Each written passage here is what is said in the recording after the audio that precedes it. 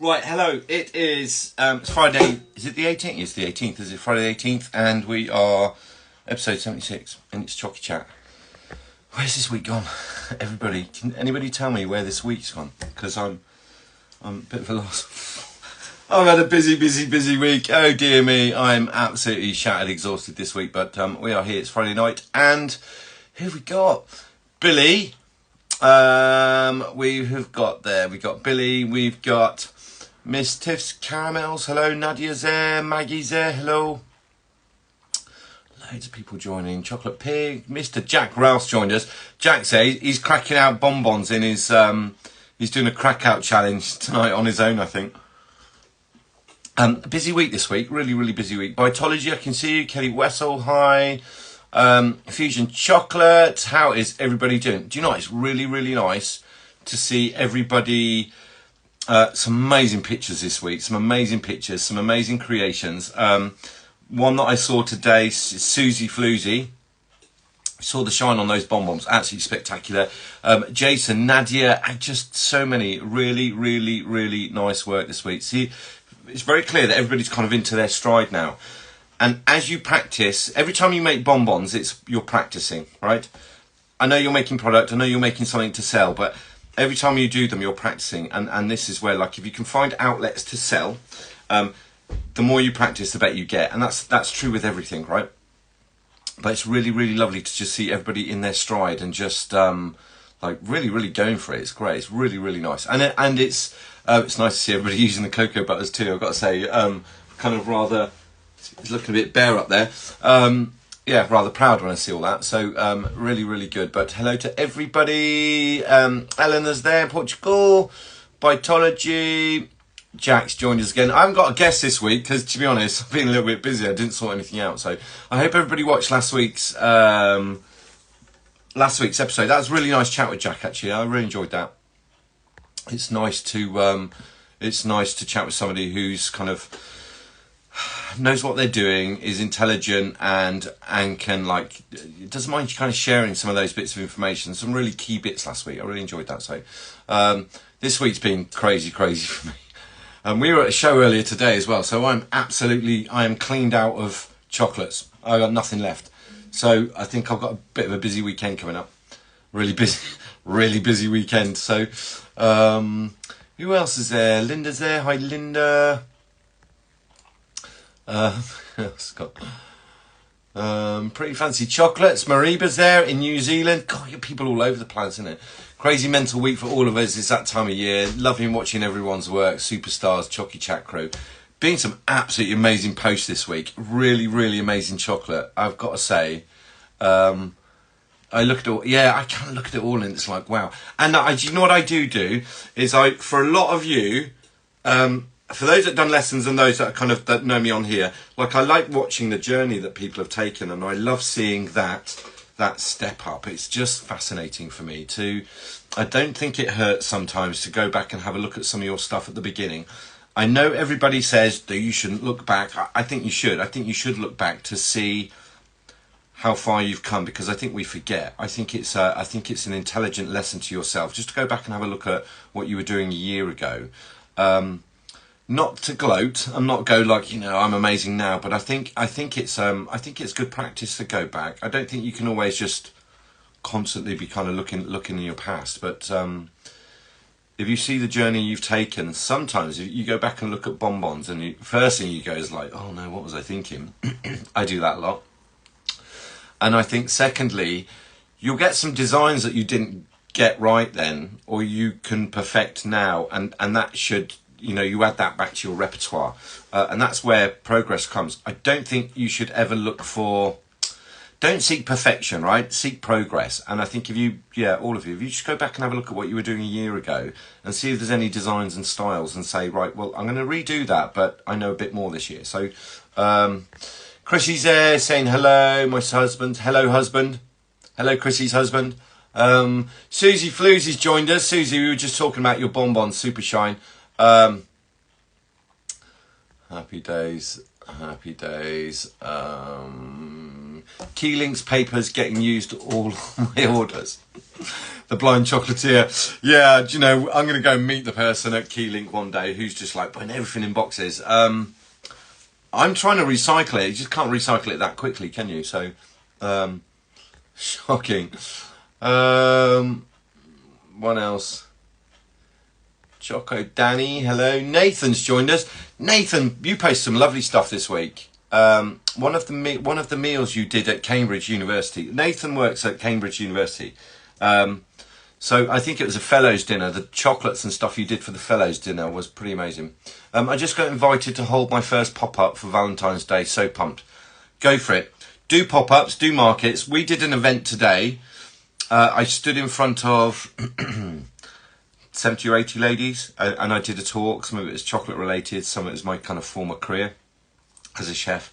When you stand in people and you connect with people, I say this over and over and over again. Don't be afraid to do pop-ups. Don't be afraid to do markets. Go and have a go. You don't necessarily need to talk to people about everything, but if you talk to people the steps that you make and you are passionate about the ingredients and what you've learned and how you do things, the most common thing I ever hear is they don't look edible, right? You know, I'm sure you guys are all the same. This is the last box of damaged ones, but people look at them and go, they don't look edible. That's your chance to say, oh, well, you know, we do this, we do that, we shine, we polish, we temper, we do all these bits and pieces. You don't have to go and have a long, meaningful conversation with people at markets or at pop-ups, but it does help. It really, really does help. So, Mother Baker, hello. You're not late at all. Right, he's got. I only looked back to see how far we've all come. Did that a few months ago, and wow, we judge ourselves too hard. Yeah, you do. We're all. Anybody that's a producer is very critical of their own work. I'm the worst. I'm not madly in love with what I produce. I just see inconsistency and things that I could get better at. I've learned to kind of just go with the flow, and sometimes your average creation is absolutely amazing for somebody else, right? And I think we're all a little bit too harsh on ourselves sometimes in everything that we do, right? This is why I think it's important to be nice and kind to people, really. Not send me rude emails when the shipping's late, because that's out of my control. Can't do anything about that at all. Absolutely nothing.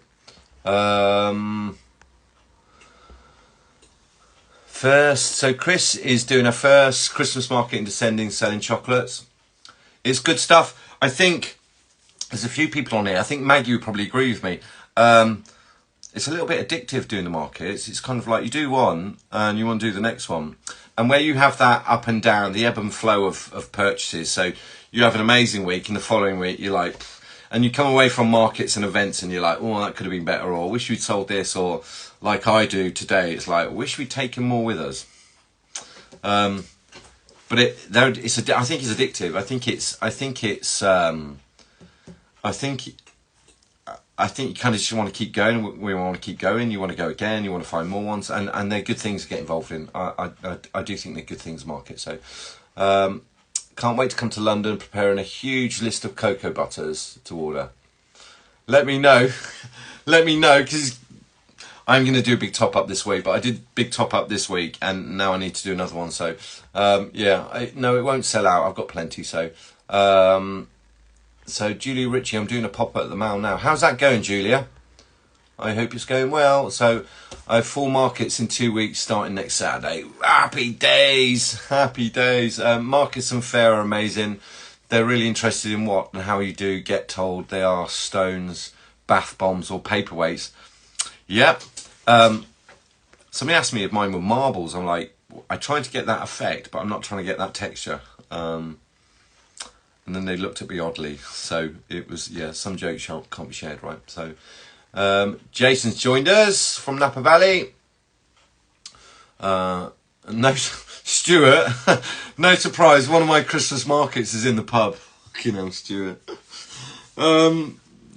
Stuart, I'll answer your message a bit later today, mate, as well, just with the colours. So people keep asking me, this is a common question, have I got more colours coming out? I don't know. because it's a creative process for me. So when I decide that I want to make something or do something, I'll do research into it and do some testing. And if I like it, I will put it up for sale. I have got tubs of things that I've made and bottles and samples of bits and pieces that I've made that I didn't like or weren't quite right. But in terms of, are there more colours coming out? Yeah. When is that? When I get to it. That's the deal, right? I tell you what, I posted this yesterday. These are luster dusts, so these will be coming out shortly. I just finished all the labelling bits for those, so I posted a little thing last night about it, but I think there are 6 in the range, and they're very, very specific in terms of what they can do, and also some posts about additional things. Yeah, very often it's like you can just brush it in a mould, but there's so much more you can do with it. So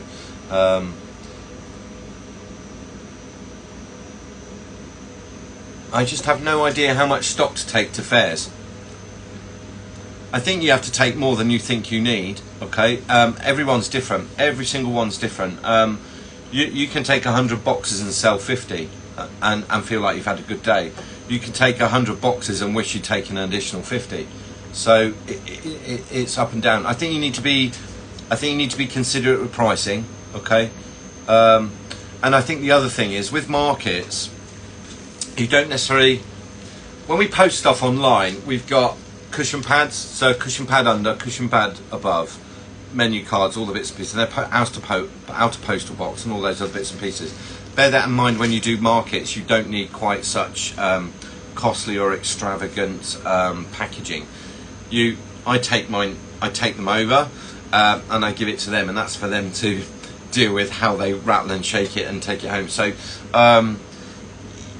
it can be cost effective. Do you know, you can lower your prices reasonably because you haven't got these peripheral costs, which are you know, cushion pads and outer postal boxes and sellotape and all those bits and pieces. So it's worth doing. It's worth doing the markets.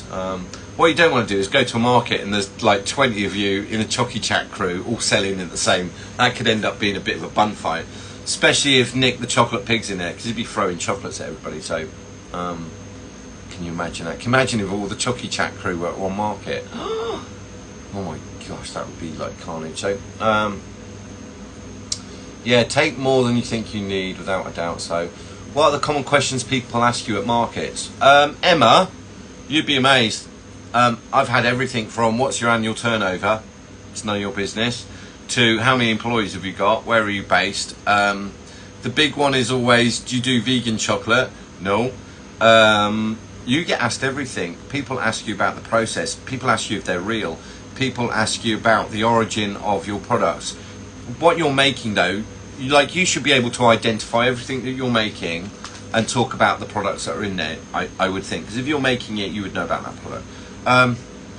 Never been asked any curveballs, never been asked anything I couldn't answer. Genuinely, people look at these things. For anybody that stood at a wedding fair or a market, they look at your stuff and some walk away and then they come back and they buy. And very often I find that people then come back and get another one, which is, you know, I tell you a good trick that somebody has been doing, and this is worth sharing, is if you bring a box back, you get a percentage off. So I don't know how they're doing it, because I'm guessing they're putting a little stamp on a card. But if you bring the box back to the market, they'll refill it with a discount, and that's worth doing. It's kind of like a little bounce back, really, isn't it? But that's worth doing. You don't think the shelves will hold many more colours? That's not all the colours. There's more. That's just what I use to stock for orders. So yeah, I think it's doing all right. The shelves are holding up. So no, Chocy, how can we get these colours? Go onto my website. They're available there. We post all over. So if you can't find your country listed, send me an email and I'll have a look at it. So I love luster dust. Use lots on my cakes. Yeah, these are specifically for chocolatiers, because there's a micron size that I was looking for, and I was very, very specific. A lot of the luster dusts are glitter and they're too bigger pieces. And if we painted a mould, oh, I've got one from a lesson. If we painted a mould, that's the Aqua Lagoon. if we were painting a mould and we put glitter in there and we brush it round, there's a danger that you're going to scratch the design, right? So I was looking for a specific micron size, which I've got. So they'll be ready. I think they'll be ready in a week or so, and I'll start like getting them priced up and put on the website and all those bits and pieces. So any of those listed dusts are TI free. Yeah, they're all titanium free. Every single one. So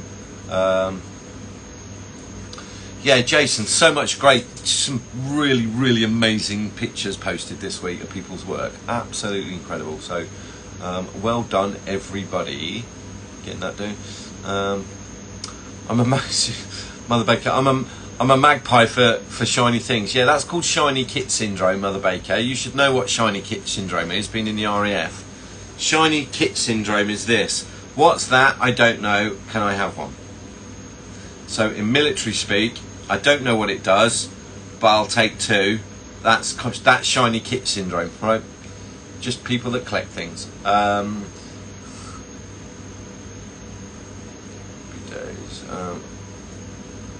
You're worried about the integrity of the shells, don't. I've tested them. There's been more up there than that. That's kind of empty today. There's more up. There's more. Yeah, there's even more up here. What I worry about is when if I just pull that one out, the whole lot's coming down. So I have to be very careful. JK pastry we send to Germany. Yes, we do. I send lots to Germany. And I get this question. It's like, am I allowed to order the titanium? You can. What you do with it is up to you. People in the EU do buy the titanium and they buy the TI free one, and I don't know what they do with it. Some are chocolatiers. They might be doing sculptures which aren't for sale to the public. They might be doing photography bits and pieces. I don't know. You can buy it. What you can't do is then use it to put into food that you would sell. So if you want to buy the TI free, I know I get this question a lot. It's like, is it okay if I add that to the order? Yes, it is. It is. What you do with it, that's your business, not mine. So happy days. Oh, Jason, you've been approached by 2 restaurants that want to use your chocolates. Yeah, go for it. Wholesale would be where you sell it in bulk, right? And retail would be where you sell it to a shop that then sells it on for you. Retail is a little bit of a tough one. The reason retail is difficult is because they will have their markup. So for them to get their margin, you'd end up selling it to them very, very cheap. Whereas wholesale is, I want to buy X many thousand, here's a better price. And with wholesale, I mean, the key to wholesale is how much do you want to let it go for, do you know? And if there's an additional order after that, that would dictate the price. If there's going to be a long-term wholesale agreement, then that's your option. The key thing is going to be, how much does each one cost? How much does each one cost to make? And what's the minimum that you would let it go away for? Right? What's the minimum you would sell it for? That's wholesale. Retail is a very, very different thing. With retail, you get into this negotiation over placing, where it is on the shelves, tracking stock, shelf life, all these kind of difficult bits, and then the margins, right? It's probably easier for retail for you to rent a shelf. If you're beginning, it's probably easier for you to rent a shelf, you stock it, you look after it, and track the stock that way. It's probably easier to do it that way. When you give it to retail and they want to take their margin off, some shops' margins are 20-30% on top of what you sell it for, so you might not make any money. So be very careful with the retail. Wholesale, go for it. What else we've got? A couple of questions.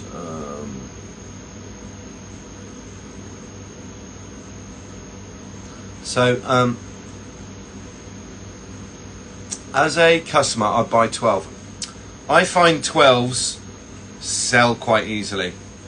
I find 8s a little bit difficult. You've got this balance between cost of packaging and kind of the ceiling price of what they would spend. I've seen people buy 2 boxes of 12, but they didn't want to buy the 24, right? Which doesn't make sense. But it depends what they're buying it for, whether it's gifts and that kind of thing. So 12s is a good spend. 12 gives you a good average spend, I think.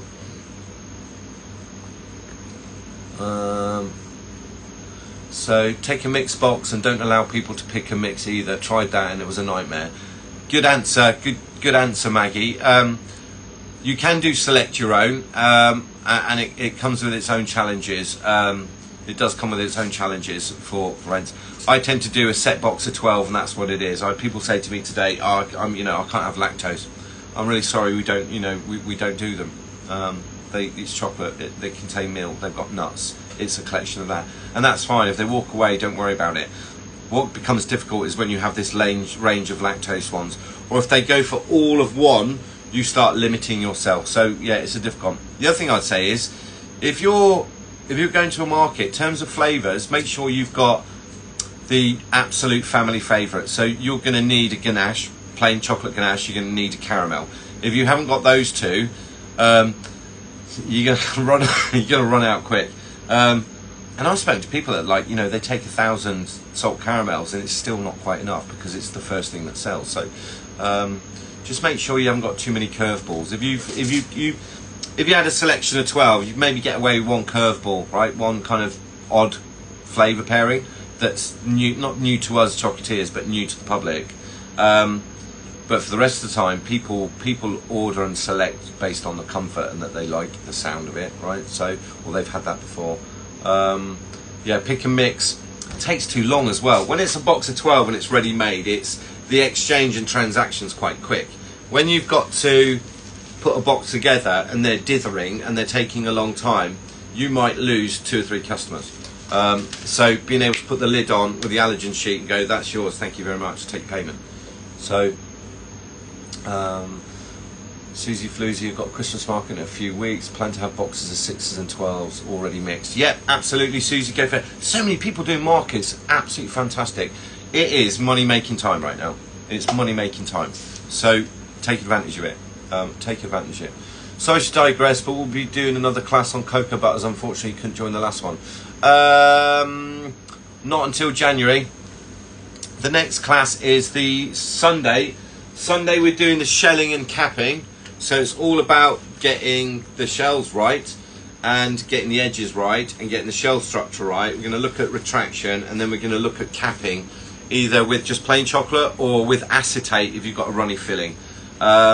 So we're going to look at everything, and a lot of that class on Sunday, it's going to be about shine and retraction and what happens. So if it's not retracting, what can you do and how would you force it, and how would you force the shells to retract without cracking and damaging them.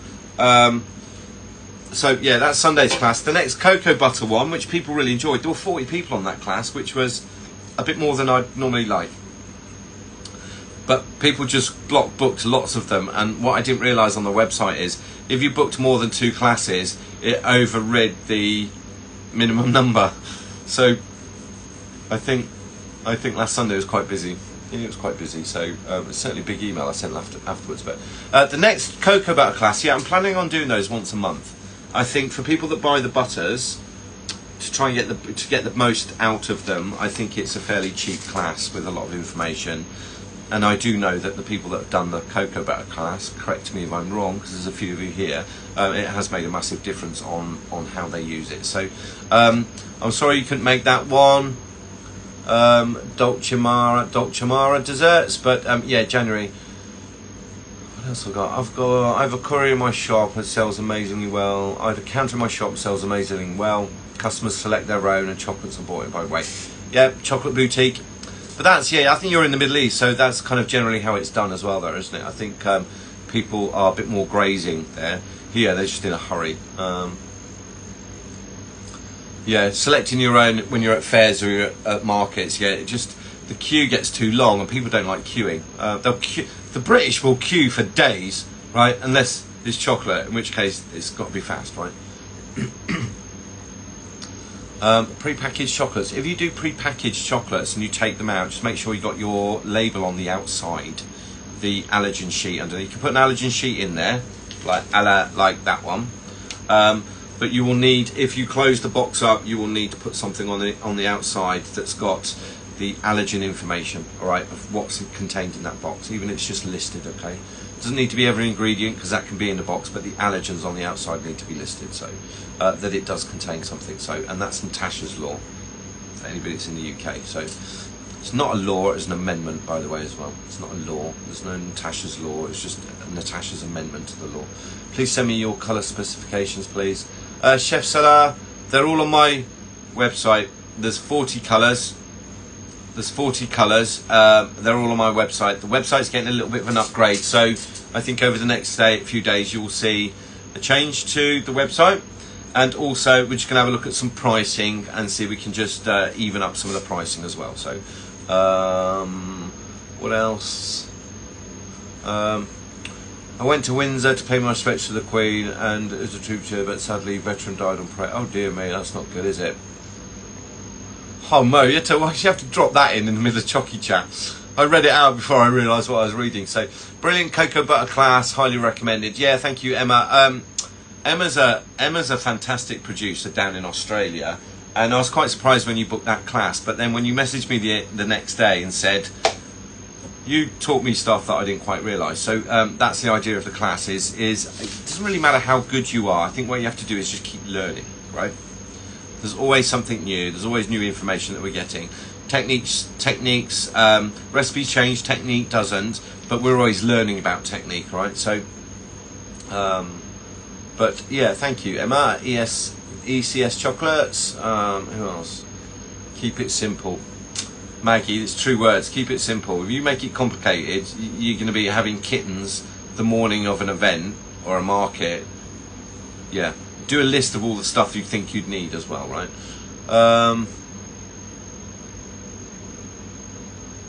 Yeah, you can do pick and mix, but also have a collection of ones that are ready to go, right? Because the last thing you want, like, the people that have got their cards out are the ones that are buying. The people that aren't are the ones that are just looking, getting in the way of the people that are buying. That's been my experience. And I don't deal with it. My wife deals with that side of it, so I don't have to get hugely involved. But she said to me, and I'm sure there'll be others here that agree, Maggie will probably say this, you can spot who wants to buy and you can spot who's just watching, right? And that's a key skill. It really, really is a key skill.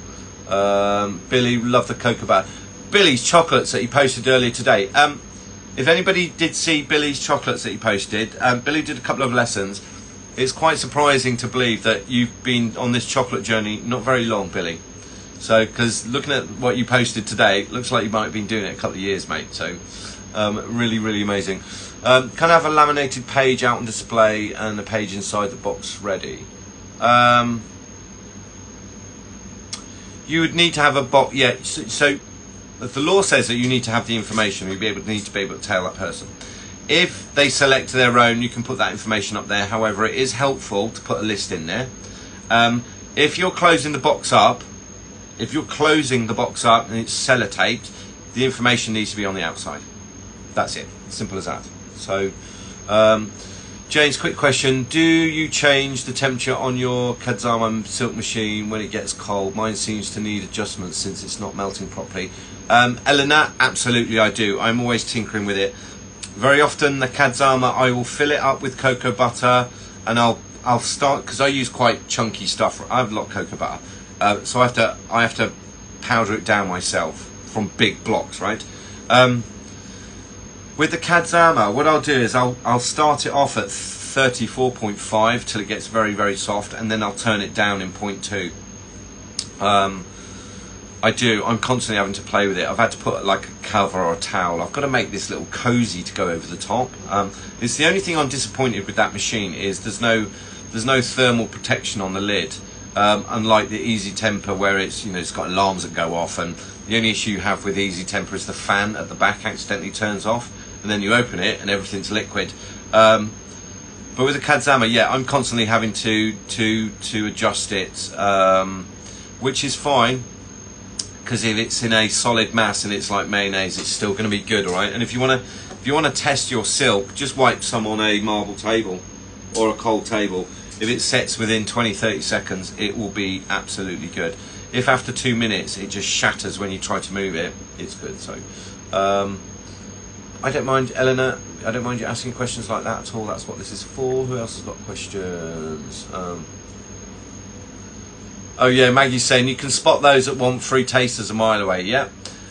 Something I did with tasters is we will put some out, right, when there's no queue, and when the queue arrives, we get rid of them because we're too busy serving, right? But yeah, there are some people that will walk around markets and things just grazing, right? So just be careful how much you give it away. So, Sean, how long can you keep shelled moulds before filling? Sean, to be honest, with that one, as soon as, well, I'll give you an example. That's a mould that I've had for, I reckon that's 3 months old now. This is one that I use for teaching. You can see the top ones haven't retracted. That's because I warmed those. I warmed those ones with a hairdryer before I shelled them. These are kind of 2-3 months old. They're still shiny, but they don't all fit in. If I was to fill those now, and if I filled those now and then I scraped, I'd end up shattering all these edges. Okay, because once you take them out, and I always say this, like for photographs, it's quite cool, like for Instagram, it's really cool to kind of take one out and put one on top and do a video of it. The problem is they never quite go back in the same. So that when you are capping, you end up with all these little shards over the top of it. To be honest, Sean, once you've shelled them and they've retracted, I'm filling them, and then once that filling is firm enough, we're capping them, and I'm getting them out of the mould so that I can get them into boxes and protect them properly. What I don't want them is sat in the mould for too long. So I don't think there's any advantage to, you know, when the humidity goes up, they all sink back in. That's the other problem. If your room's quite cold, it's fine. But chocolate changes, you know, once it's retracted, chocolate changes at hour 48, 72, and it really contracts more, and we get this sixth crystal appear, which it's a binding of all the crystals that are in there and all the fats and all the solid products in there. So I wouldn't, it's not something I'd do, it's not something I'd recommend you do, because chocolate's always moving, it's always contracting, it's always moving. Once you've shelled and it's contracted or retracted, whichever side you're looking at it, you want to fill them, and as soon as that filling is firm enough, you don't have to wait 24 hours, by the way. Once that mould's retracted, I'd be filling them. Just make sure your filling isn't above 29 degrees if you can help it, otherwise it will sink back in. So okay. Pretty fancy chocolate. Kadzama arrives Tuesday. Very excited. Yeah, we got a lesson, Marie, but we got a lesson booked. So I'm going to talk to you about that when we do our lesson. So yeah, Kadzama definitely needs to be adjusted. Took your advice and popped a towel over it. Yeah, I've had to put a cover over mine. It's a great machine. It's a really good machine. It is a really good machine. Love it. I'm not going to lie though, it doesn't make quite enough for me anymore. So, but we're going to scale up, and I think we've got the Easy Temper on its way. It's a tough one. It's a great machine for small producers, but it does need adjusting. And if you leave the lid off for 2 minutes, you get a crust of concrete, and that needs mixing back in, and it doesn't mix in very well. So what you're looking for is a liquid. You're looking for a paste or a silk that's ultra smooth, so that when you put it in the chocolate at 33, 34, whatever you decide, it blends in. If there's any chunks, you're back to chasing it round the edge. You're chasing it round the edge. You leave the lid off the Kadzama, you get little hard pieces. You're back to chasing it round the edge and trying to melt it on the edge, and it's just like, why am I doing this? All I had to do is leave the lid on. The other thing I found is where the on and off switch is at the front of the Kadzama gets knocked very easily, and there's been a few occasions where I've had to produce some quite monumental amounts, and I've come in the morning, everything's sprayed, everything's ready, I've looked at the Kadzama and it's off. I've used lots of sentence enhancing, as you know, and said, right, well, we're going to do the chocolates tomorrow, and today I'm going to take the day off. I'm not planning to. So it's a little bit annoying when there's no alarms or anything on it, so when it goes off. So Yeah, Kadzama, you could have put something on there that beeps when it gets turned off. That would have been really, really helpful. And a thermal lid on top would have been very, very helpful as well. So I have got a couple of questions here. Somebody sent me some questions. Well, I'll answer those in a minute. Because it's just gone 9 o'clock, so I'm sure the arguments and the banter's going to start in a minute. Billy's saying, I started in July with the goal of learning to make a box of chocolates for friends and family at Christmas. I think I'll keep going after Xmas as I'm really enjoying it. Finding you certainly helped. Billy, it's a bit of a rabbit hole, chocolate making. I think what you're producing is fantastic. It's really, really amazing. And I did ask you the other night, are you selling? You went, no, I'm just making for me. Billy, the stuff that you're making, you could sell. Without a doubt. Go easy with the packaging, and it's a nice craft to get involved in. It's a little bit of a rabbit hole. Before you know it, you've invested way more than you thought you were going to. Ask Maggie, she knows. Maggie never really wanted to do chocolate at the beginning. A few years later, Maggie's like, why did I accidentally buy all this stuff? It's one of those. It's a lovely mindful pursuit, and once you understand it, there are times it can be a little bit stressful, but you know what I say about stress, that's your reaction to things. You can control that. I truly believe sometimes if you're not, like, because it's a craft and it's artistic, if you ain't feeling it and it ain't playing, stop, pack it all away, come back to it another day. It's no different to painting. Artists don't just get a big white board and go, right, I'm gonna. They don't. They've got to be in the mood, which is why I think, like with the airbrushing, I might be in it 1 at 2 o'clock in the morning if I'm really in the mood for it. If I'm not, I just pack it all away and go, because I know that you start forcing mistakes that way. But do you know what, Billy? Go for it. You know, keep going. You keep going. It's a lovely pursuit, chocolate. It really is, and you can make some money in it. You really can make some good money in it. So, just posted a pic of some. The passion fruit turned out. Thanks. A little softer than the others, but not weepy. So I have 5 flavour boxes going to be offered. Nice stuff. Can you freeze fruit jelly filled bonbons? Yes, you can, Knights Candy Shop. Freezing them is not a problem. The defrost is, okay? So they go in the boxes. They go in the fridge to chill. They go from the fridge, they go into the freezer and freeze. See if you can protect it from moisture as best you can. If you can put it in vac-pack bags, even better. It doesn't need to be vacuumed, but just in vac-pack bags. And then when it comes out, it goes from the freezer to the fridge, and then from the fridge to room temperature, right? You just want to slow down that. Because the pâte de fruit has got water that's bound up by pectin, you don't want to crack or shatter the shell. But yes, you can. Yes, you can. What I wouldn't freeze is a fluid gel, because there's too much water in that. So... Yeah, Billy, some advice there. It's the best hobby you can have, and great watching everybody improving. It's just one of those nice things. Chocolate's a nice craft to take. Everybody that I've ever met in chocolate's been absolutely an amazingly friendly, kind, sincere person. So, right. I had a suggestion, maybe giving a taste test of fillings such as ganache or caramel markets. Thoughts? Emma, you can. It's what you serve it on. You got disposal. It's going to be plastic. It's a tough one. I haven't got any. Have I got any here? Yeah, I've got some here. I'll show you what I do. Well, I think I know that there's some children been helping themselves to the samples, because this half box. These are little 7-gram samples that I do, right? They're little 7-gram samples. And I'll do those. And I got those they're from Amazon. Are they there? They're not there. They are there. They're little Amazon moulds, right? And I've got quite a few of these. And because I shell with a 4-drop chocolate, I can do a very, very thin shell. We'll fill it with whatever filling I've got, pair up the colour with it, and I'll do those as samples. If you gave away the filling, I think it's nice to give a chocolate away, but you just got to control the cost. Not everybody gets one, right? And we will take so many. When they've gone, they've gone. That's it, right? So, and I will put that price into. I'll consider that when I'm doing the selling price. But I think you can do ganache and caramel as tasters.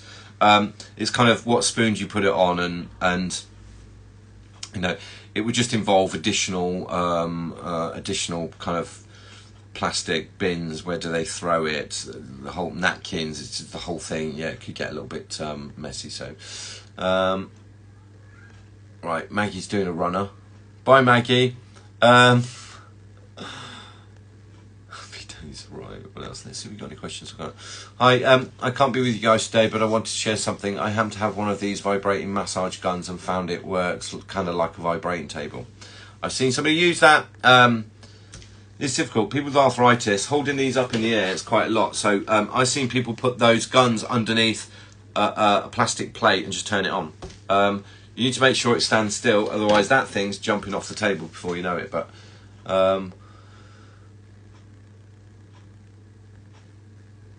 happy days, that's some good advice there. The kids need to taste them. Mother Baker's like, I was wondering where you were going with that comment, and I started reading it. It's like I need to speed read ahead and just see that we're... Thank you, Ellen.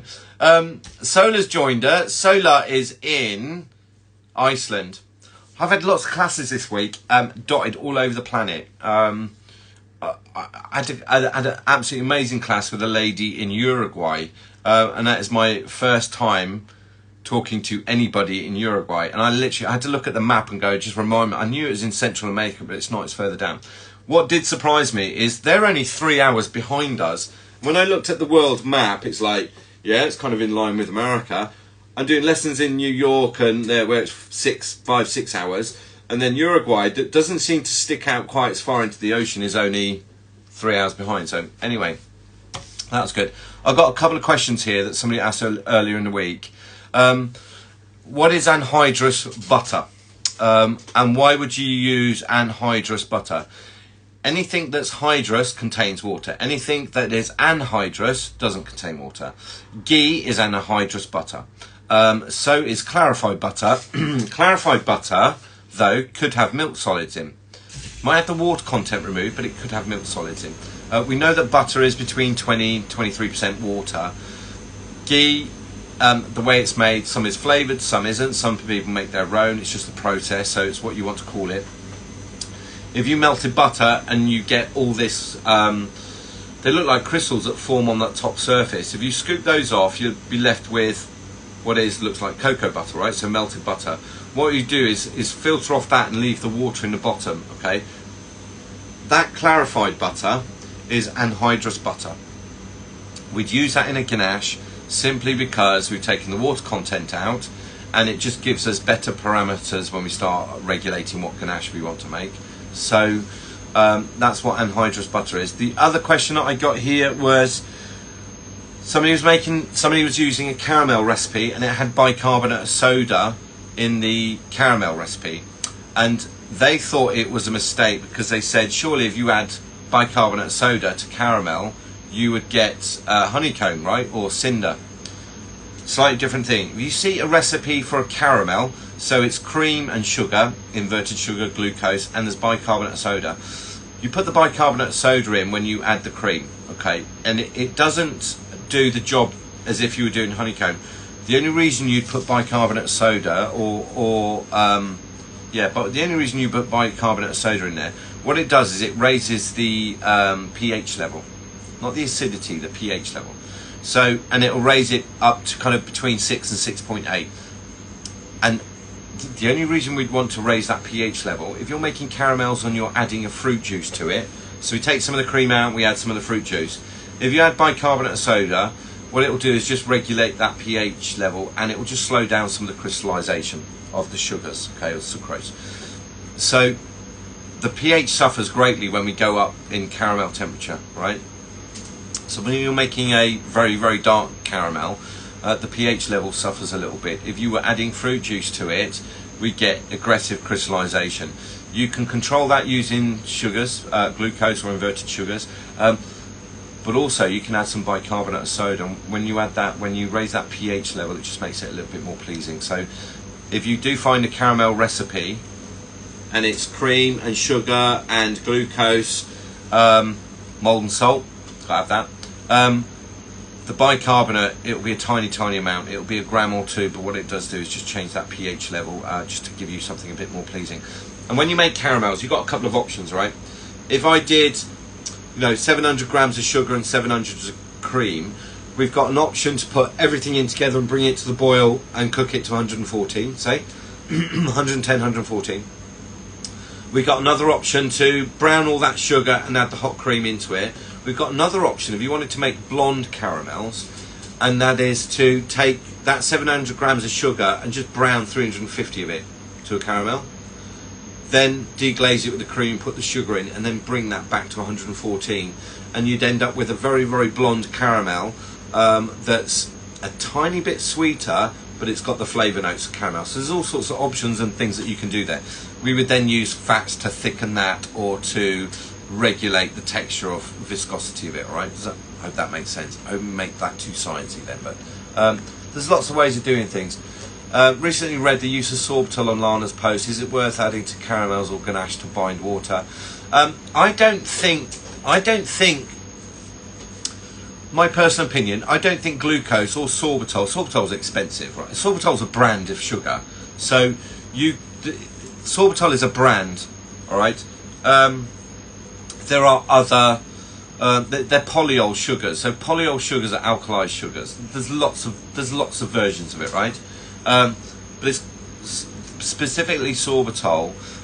There is another one, and it's on the tip of my tongue, and I can't remember it. And we use it in the sugar making when we're doing pulled sugar. I can't remember the name of it off the top of my head. So it's exactly the same, polyol sugar. It's an alcohol sugar.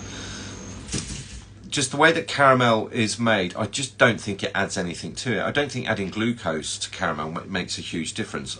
Or inverted sugar, yes, it stops crystallization a bit more aggressively. There's always this big argument around sorbitol, whether it's healthy or not. Yes, it can be laxative when you go up into high doses. That's fine, we understand that. But I don't know if it has a place in caramel. I just don't. I don't think it's quite a pricey ingredient compared to sugar.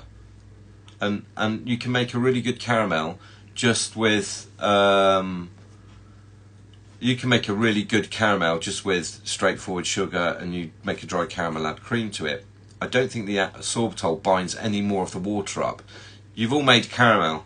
When you add the cream to that caramel that's 180, see all those vicious bubbles that are coming up trying to burn you? That's the water leaving. When you cook that back to 104, 106, 108, there's no water left in there, so there isn't really much to bind anything up. We would then add dry matter to it, chocolate. That's a fat content as well. And you know, if you're adding a dark chocolate, you're adding dry matter in terms of the cocoa mass, and then fat, and then sugar. We're not adding any water to it. So I don't know. I'm not going to argue with Lana. I think she kind of knows what she's talking about. I just don't see sorbitol has a place. I don't think it has a place in making caramels. I think it's just an expensive way of doing it. That's all. That's for me. For ganaches, definitely, it's very, very good at binding up water. It's probably one of the better ones at binding up water. If you were making a ganache that was, for instance, passion fruit juice, that's very, very watery, I would be inclined to use sorbitol, because with some glucose, what I would never do is put glucose and inverted sugar in the same recipe, because the DE factors, inverted sugar is sweeter than sugar, right? And then glucose is less sweet than sugar. Well, if you do 20 grams of this and 20 grams of that, you're back to, you might as well just use sugar, which is cheaper. So one counteracts the other. I don't know. I get a bit fussy when I start seeing recipes with 25 ingredients in. I don't think it's clever. I think it's misleading. I don't think you need to put sorbitol in everything. I don't think you need to put inverted sugar in everything either, because it's pasty and waxy. And I had a career of, we had something called trimoline, which is an inverted sugar, and it's like, what can I describe it? It's like Swarfiga. It's like hand cleaning gel. Just doesn't need to go in everything. I think you can, you know, and if we make a caramel, generally we're around about that 0.50 in terms of the fluidity if we put it on a reader, but there's no water in there to bind up, so you kind of get this a little bit of a false reading, right? Any tips on how to boost flavour of raspberry and ganache? Maybe reduce the puree before using? No, raise the acidity a little bit. Add citric acid. You can add raspberry vinegar. Don't reduce the puree down. You need some of the water, but raspberry's got a lot of pulp in it, so there's a lot of fibre in there. or cellulose. If you reduce raspberry down, it goes very, very cloyy and very, very thick and lumpy. What you want to do is raise the acidity of it, or choose a chocolate that's not as sweet. Okay, the flavour will come through, but I definitely would not reduce raspberry puree down. You need the water that's in that fruit puree. You do, and it'll be well balanced. The sweeter it gets, the less raspberry flavour. But butter's a good one, salt's a good one if you want to thicken it, and then consider something like malic acid, citric acid if you have to, and if you really want to, raspberry vinegar is very good at bringing up that level of raspberry.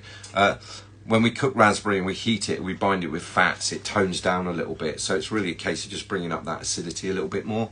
But yeah, that'd be my way around that one. So, and also I consider with raspberry, I consider doubling it. So if you did a raspberry caramel in the base and then did a layer of raspberry ganache, you'd probably be able to play with the fat content and texture of one and raise that acidity with a caramel, because we know you can put an acid in at the end. Whether you did balsamic or something like that, that'd be quite pleasing in a caramel. And then I'd make the ganache and do it with the lowest, a white chocolate raspberry ganache, just with the lowest sugar content that you could get away with, right? It might mean that you have to use more cream, okay, and then add cocoa butter to it to offset that sweetness. If that makes sense? We'd add the cocoa butter to, rather than adding another fat to it or adding more chocolate to it, right? So, and then tips on, I've answered that one. What else have we got? Does using UHT extend the shelf life of ganache as opposed to fresh cream? Yes, it does. You're already using a shelf life. A lot of it's to do with the balance of that ganache. You know, you can take two ganaches, you can do one cold, one hot, you can do one, the shelf life will still be the shell, the structure of the shell and the cap, the integrity of that cap. But I think that I use a lot of UHT cream and I don't mind it. I've made caramels with both and I can't detect the difference. I genuinely can't. If I went into a higher fat cream, we get some of the Devon creams that are at like 42, 43%. Yes, you can start telling the difference. And there is a flavour note to that kind of cream, right? Especially if you get some of the unpasteurised stuff as well. It's really, really, really strong. Very, very heavy flavour to it. UHT, yeah, it will always, but it's got binders and it's got xanthan gum in it. It's got other bits and pieces. So just be careful when you start labelling what you put on your label decoration. But you know, there's nothing wrong with UHT cream at all. There are countries that can't get fresh cream, believe it or not. I know all these chefs release recipes, but I talk to people all over the world and they're like, we can't use sorbitol, we can't get Invitas, we don't have access to fresh cream. You know, and the butter that we get is heavily salted, or we get margarine, so it's fine. Use what you've got and learn to get the best out of it. There's no right or wrong here. If you can't get fresh cream, which is quite expensive right now, use a UHT. It's not going to be the end of the world. There are no bonbon plates. Nobody's going to knock on the door and say, show me that they're not. You can get just as good a flavour using a UHT cream as you can with a fresh cream. You just need to balance it a little bit more and think about flavour. Raspberry vinegar, what quantity would you recommend? Emma, it would be drops. It would be drops. Think of vinegars and acids. And I don't know what episode I did the big chat about acids. We talked about acid content. Acids are helpful. When we get fats in the mouth, the tongue gets coated, right? And the flavour release. You know, one of the big ones is, you know, we make truffles and people are obsessed with getting the filling very liquid for truffles, right? Really, really soft filling. I don't like that. What I have learnt is that we've got a hard shell around the outside, okay, and a soft filling. Well, if the filling's too soft, when you eat it, it melts away too quickly, and you're left with the shell, which is too hard and it's slow to melt. With vinegars, we can play with that flavour release in exactly the same way. The more acid, the better the acid content in it, the longer that flavour stays in the mouth. The type of acid you use will determine whether it's a wallop straight up and tail off, like lemon. You think about it, lemon juice. You take some lemon juice and like your eyes are on fire, and it wakes you up quickly. It's a very quick spike, but it tails off quite slowly. There are other. Citric acid is a great big wallop up and it's just there forever. It just doesn't disappear. Malic acid a little bit slower. Vinegars have a lovely ability to able to add a liquid, so water. So it's an acid just in a liquid form, isn't it? You can get a slower fill. So once the fat content has melted away in the mouth, we'd be left with the flavour notes of raspberry, and it'll probably hang around a little bit longer. In terms of how much vinegar would you use, drops. Think of them as seasonings. It's just drops until you get it to the flavour that you want. If you've made a ganache and it's balanced, a couple of drops of vinegar are not going to be the end of the world, because you're adding an acid to it. If anything, it's going to improve it a little bit, right? There is already water bound. There's bound up water. There's bound up water in that ganache, and there is unbound water. That's what the AW reading is. That can change, right? So, and some of that's the shelf life of that product. Once we put it into bonbon, it becomes very, very different. If it's sealed airtight and the shell's good and the capping's good, it extends even further. So think of the vinegars as a seasoning, Emma, and it's little drops, it's little adjustments. No different to if you were cooking at home, where we do salt and pepper and spices and bits and pieces. Acids will improve flavour, because the perception on the tongue is that flavour lasts longer. Okay? Bit sciencey tonight, isn't it, people, right? Okay, thanks, James. Going to have a look at dark chocolate one. Have malic acid. We'll look at some raspberry vinegar too. Raspberry vinegar is quite cheap. Find a good one. There's some good ones. It's some of the markets. Tell you what's really nice, some of the date vinegars as well. Some of the date vinegars are really, really nice. So you'll find all those in a lot of kind of halal shops. So do you change, Linda Top, do you change the amount of cream if UHT because of the thickening gums? No. The thickening gums are put in there to make it behave like it would have the same viscosity as a real cream. What I found is that when you heat both, they both re-emulsify but they separate and then they re-emulsify in the pan. That's the casein that's in there. UHT cream doesn't have quite as much casein in it.